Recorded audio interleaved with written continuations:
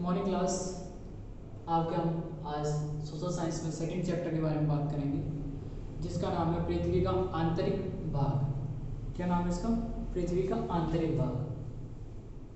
मैंने एक आकृति यहाँ पे पृथ्वी की दर्शाई है, जिसमें पहला जो बाहरी भाग है उसको भूमध्य पट्टी कहते हैं, दूसरा जो अंदर का भाग है उसको मेंटल कहते हैं, तीसरा जो अंदर का भाग है उसको बाहरी कोर कहते हैं, और जो चौथा आपको दिख रहा है सर्कल वाला ये वृत्ताकार, वो आंतरिक कोर है।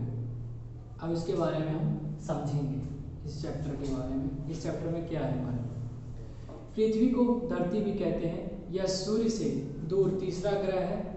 यह सौरमंडल के भौतिक ग्रहों से सबसे बड़ा और एकमात्र खगोलीय पिंड है, जिसे आधुनिक विज्ञान ने जीव को शरण देने वाला प्रमाणित किया है।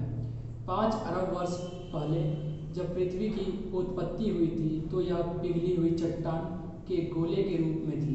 जैसे जैसे यह ठंडी होती गई, घने या भारी तत्व नीचे बैठते गए और हल्के तत्वों के ऊपर आकार भूपर पट्टी का निर्माण किया, जिसे आप देखते हैं। आज पृथ्वी की आंतरिक संरचना एक प्याज के समान है, जिसमें एक दूसरे के अंदर कई संकेंद्रित परतें हैं। विज्ञान की वह शाखा जो पृथ्वी के संरचना से संबंधित है, भूविज्ञान कहलाता है।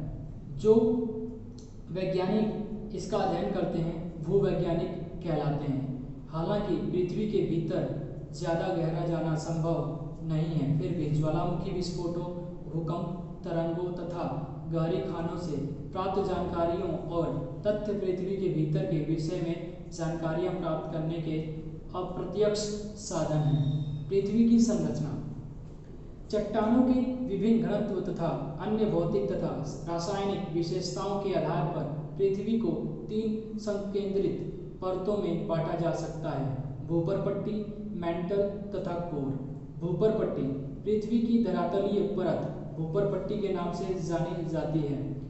इसमें सबसे पतली परतें सम्मिलित हैं, जो कि महाद्वीपीय द्रव्यमानों पर लगभग 35 किलोमीटर तथा महासागरीय तलों पर केवल 5 किलोमीटर है। ऑक्सीजन 46.6%, सिलिकॉन 27.72%, एल्युमिनियम 8.13%, लोहा 5%, कैल्शियम 3.63%, सोडियम 2.83%, पोटेशियम 2.7% तथा मैग्नीशियम 2.09% भूपर पट्टी का निर्माण करने वाले मुख्य तत्व हैं। महाद्वीपीय भूपर पट्टी को बनाने वाले मुख्य खनिज सिलिकॉन तथा एल्युमिनियम हैं, इसीलिए इन्हें संयुक्त रूप से सियाल कहा जाता है।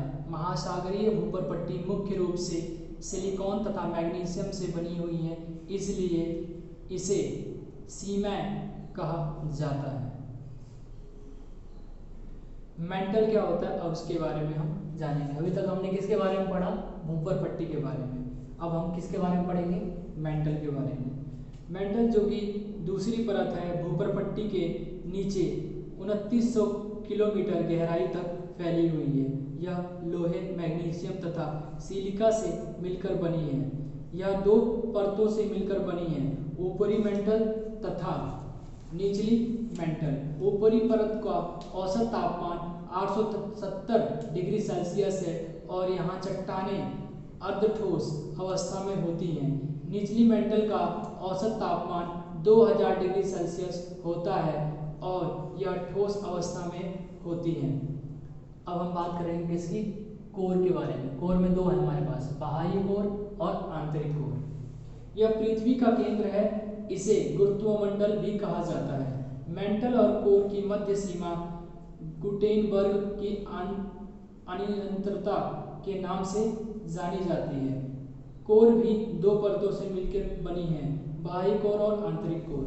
बाहरी कोर 2300 किलोमीटर मोटी और आंतरिक कोर 1200 किलोमीटर मोटी होती है। बाहरी कोर इतनी गर्म होती है कि यह पिघली हुई होती है आंतरिक कोर गर्म होने के कारण इतने अत्यधिक दबाव में होती है कि यह ठोस रहती है। कोर का आंतरिक तापमान सूर्य के धरातल से भी अधिक होता है। आंतरिक कोर की तीव्र ऊष्मा के कारण बाहरी कोर तथा आंतरिक मेंटल में पदार्थ चारों ओर गति कर पाते हैं।